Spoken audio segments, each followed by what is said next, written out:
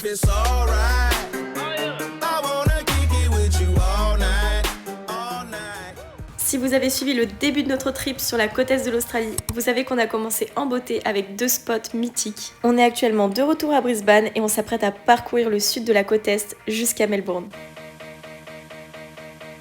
Il était définitivement temps de dire au revoir à Brisbane, notre petit quotidien depuis 4 mois. Une vie vraiment à 1000 à l'heure, remplie de rencontres, de soirées, de travail, de sorties. On en repart juste avec des tas de souvenirs.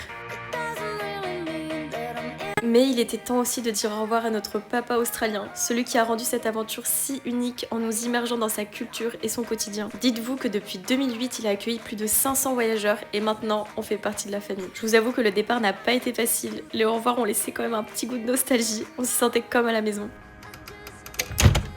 On est allé récupérer notre 2e maison pour le mois qui allait suivre et c'était parti pour une nouvelle aventure.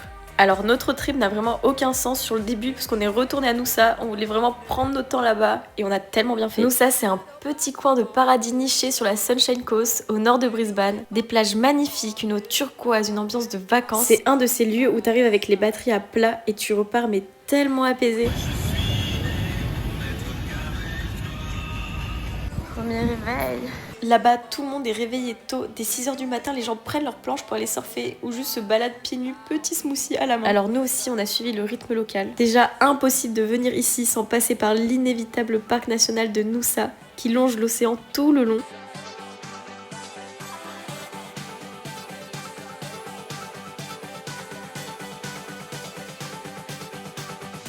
Tu peux même sur le chemin descendre dans des criques trop sympas, c'est les ferry pools. On s'y est baigné, on a vu des dauphins. C'était trop bien.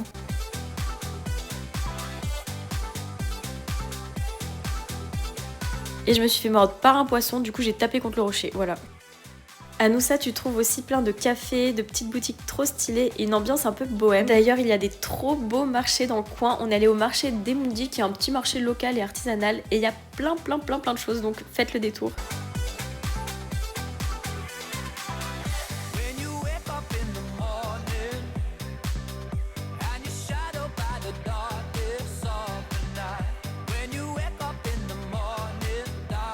Bon, vous l'avez bien compris, Noosa fait clairement partie de mes coups de cœur de l'Australie. En plus de ça, il y a plein d'endroits où regarder le sunset et moi, il m'en faut pas plus. En plus de ça, quelle a été notre surprise quand un matin on s'est levé et on a déjeuné face à la mer avec des baleines juste devant nous. Juste devant nous là. Oh my gosh. Oh, il y en a 2. Oh, il y a un bébé sur... Oh. Et on ne pouvait bien évidemment pas quitter la ville sans faire un cours de surf. On a ensuite repris la route, il faisait pas très beau ce jour-là, donc on a juste chillé dans le van face à la mer avec une super vue sur Surfer Paradise.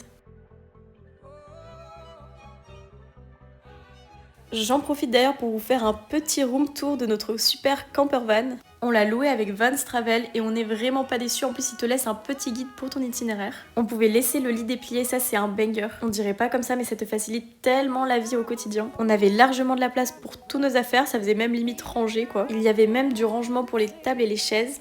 On avait notre petit frigo et une planche en bois en guise de plan de travail qui nous servait à faire à manger. La vie en van, je trouve que c'est vraiment un kiff, mais alors il faut savoir que tes vêtements ne seront jamais secs, que tu passes ta vie à chercher des douches et des endroits pour dormir, que tu te débrouilles comme tu peux pour ta vaisselle, mais je pense que je vous en parlerai mieux dans une prochaine vidéo. Petit conseil pour les sunsets, il faut aller à Snappers Rocks, c'est un des endroits hyper connus pour le surf, mais aussi l'un des meilleurs spots de la Gold Coast pour admirer le coucher de soleil. Le lendemain, on allait direction Byron Bay. On a rejoint des copains rencontrés à Brisbane, à The Farm. Ça faisait vraiment notre petite sortie du dimanche familiale à la ferme. Ça pue mais c'est trop mignon. C'est des hugs. C'est des hugs. C'est le repas de ce soir. On a bien mangé. Puis nous voilà enfin arrivés à Byron, j'avais trop hâte. C'est pas juste une ville, c'est une ambiance. Une culture très hippie, une vibe relax entre surf et skate. Une vague bohème et des boutiques bobo chic à chaque coin de rue. Et n'oublions pas de parler de leur brunch, juste incroyable.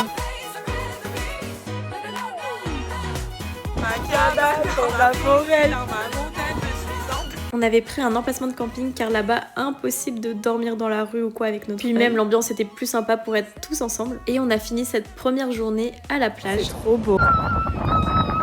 Rémi, fais-moi un petit saut de cabri. Je suis en business. je suis en business. Les principales activités à Byron Bay, c'est quand même le farniente. On a marché jusqu'à Wategos Beach. C'est l'une des plus belles plages avec vue sur son fameux phare. Et je pense que quand tu vas là-bas, tu es obligé de croiser des dauphins. La plage principale, elle est aussi très bien. Il y a une trop bonne atmosphère. Donc on en a profité pour faire des petits apéros sunset.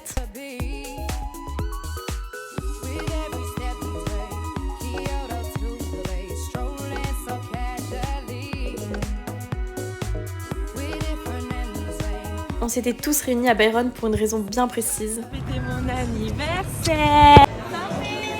Ça nous a permis de découvrir la vie nocturne de Byron Bay en commençant par son fameux piano bar.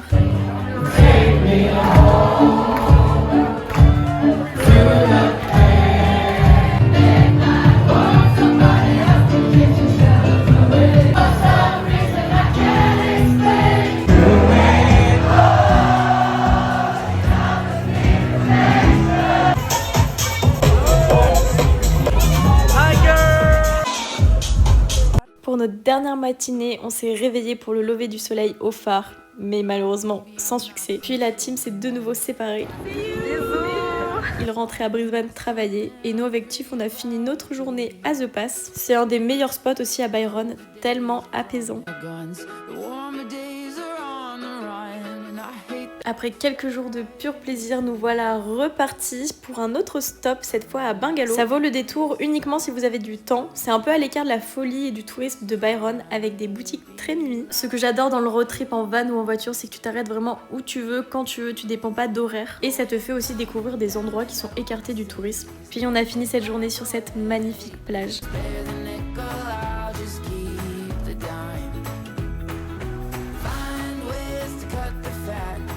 En Australie, ce qui est bien, c'est que tu as tout pour te faciliter ta vie de route. Tu trouveras toujours des installations, des barbecues, des toilettes. Tout est facilement à disposition et gratuit, ce qui te permet de faire à manger un peu partout.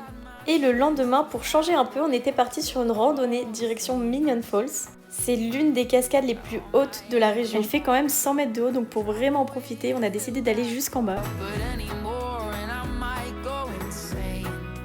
Là, pour le coup, on avait 13 km de marche et t'as l'impression de te retrouver en plein cœur de la jungle tropicale avec en notre compagnie les animaux chelous qui vont bien avec. Et là, sur le coup, on a croisé un singe. Et une fois arrivé en bas, t'as vraiment l'impression que la cascade coule au ralenti.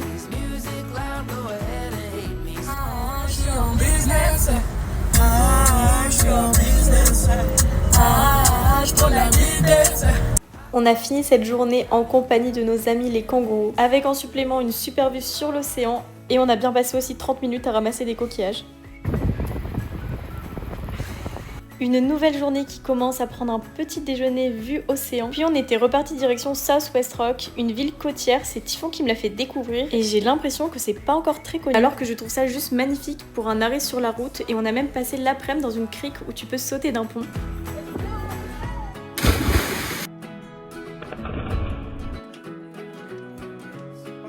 On a repris la route pour l'avant-dernier spot de cette journée. En vrai, mais quand j'y repense, je me dis le seul souci qu'on avait, c'était de choisir quel endroit incroyable on allait faire ensuite. Dites-vous que notre seul problème à ce moment-là, c'était de trouver le meilleur endroit pour le coucher de soleil et aussi de réussir à être à l'heure pour le voir. Je veux bien avoir ce genre de problème tous les jours, y a aucun souci. On a fini notre soirée à Port Macquarie à Shelly Beach. Ah non, et j'oubliais quand même la galère des douches parce que plus on descendait dans le sud, plus il faisait froid. Alors les douches froides tous les jours, on n'en pouvait plus.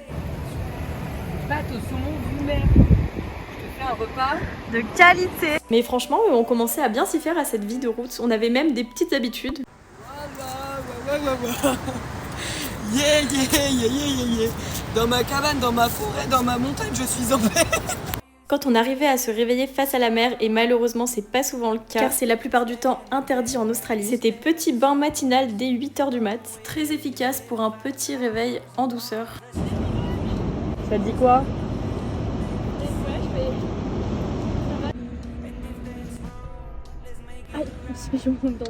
Notre van c'était vraiment tout, il faisait notre maison, notre chambre, mais aussi notre salle de bain.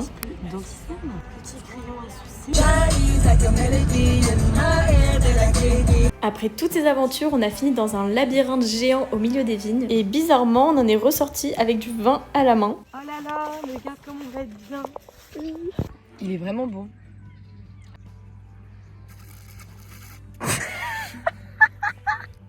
Tu me fais rire. 900. Attends, tu vois. Ils sont super forts. Ah ouais, Toi, tu vas pas aimer, mais tu sens bien la violette. Alors le dernier, nous avons un vintage Mais Summer Fruit. il est vintage. Moi, je peux te le dire qu'il est vintage. Étonnamment, ça n'a pas le même goût que la même odeur. Non. Oh. Bon voilà, ça changeait un peu d'ambiance. On était assez polyvalente sur ce road trip. On pouvait passer d'une rando à une dégustation de vin sans problème. Et là, le vin a réveillé notre âme d'artiste. On s'est dit, allez, on se pose au bord de la mer, on sort les pinceaux et on tente de peindre le paysage devant nous. L'intention était artistique et le résultat un peu plus abstrait. Je ne veux pas où commencer. Il y a une gomme ou pas? Non. Donc on n'a pas le droit à l'erreur en fait. Bah après quand tu peins, tu... Ah oui. tu peins à partir d'où? Là? En fait, je comprends pas ce que j'ai fait là. Pas facile. L'artiste incompris.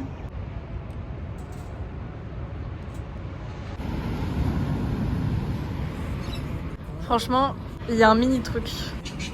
Signé. Hein. TM. TM artiste.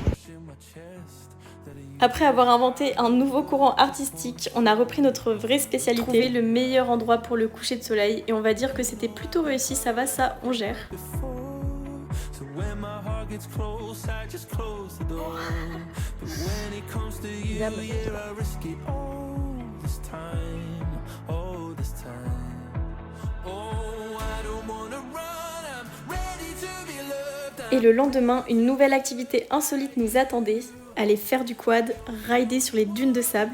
Les Australiens, ils ont vraiment un kiff avec tout ce qui est roulé sur le sable, c'est leur activité du dimanche. C'était à Anna Bay et au début, alors ça fait un peu peur parce que t'arrives, il y a vraiment plein de monde avec toi. Mais après, ils répartissent en petits groupes et après, mais c'est juste du kiff. Et niveau style, on en reparlera.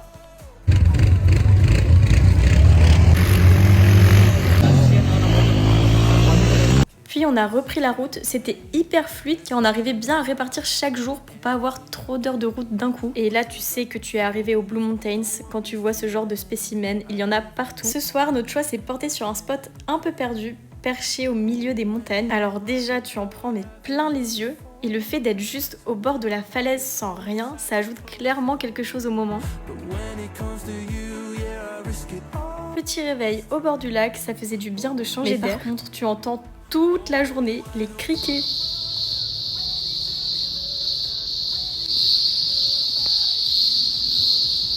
Il y a beaucoup trop de choix de marche aux Blue Mountains. Nous, on a décidé de commencer par le National Pass. Apparemment, c'est un des plus beaux et le sentier est célèbre pour ses escaliers historiques taillés dans la roche et construits à la main. C'était plus de 900 marches et je peux vous dire qu'on s'en souvient encore. 2, 3, 900...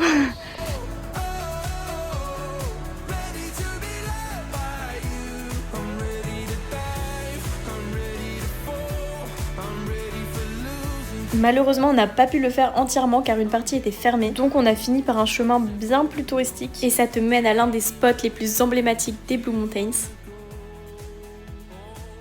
Un lieu sacré pour le peuple aborigène et un vrai décor de carte postale. 8h du mat, on part pour Sydney tout à l'heure. Elle est à la petite piscine municipale du coin. Ça faisait trop longtemps qu'on n'avait pas eu une douche bien chaude. On a pris notre douche pendant 40 minutes. Des fois, franchement, faut pas négliger son confort parce que juste tu payes 4$ et était trop bien. Vu qu'on est dans les montagnes, il n'y a pas de douche de plage. On a fait un peu les crados pendant 2 jours là. Mais là, ça y est, on est enfin douché et prête à aller à Sydney. Sydney à droite, hein, je regarde. Elle a failli se tromper de route. C'était enfin le moment de retourner dans la ville où tout a commencé. Mais ça, ce sera dans la prochaine vidéo. Bisous.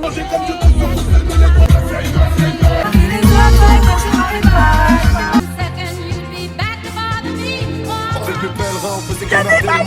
Dans mes chemins de l'amitié, j'ai fait de belles rencontres. Mais j'ai grandi par sans le galère tellement. Quand on part dans nos délires, on a l'air tellement. Quand on était ensemble, on la mettra à l'envers dans tous les endroits. On fait ce qu'il a sécurité, faut lui s'en J'ai dit Yana dans plus. C'est le vide que ça n'est sans toi. Sans ma plus fidèle amie, je serai sans toi. Les vrais, pas les faux, les frères, pas les potes. Hey, hey.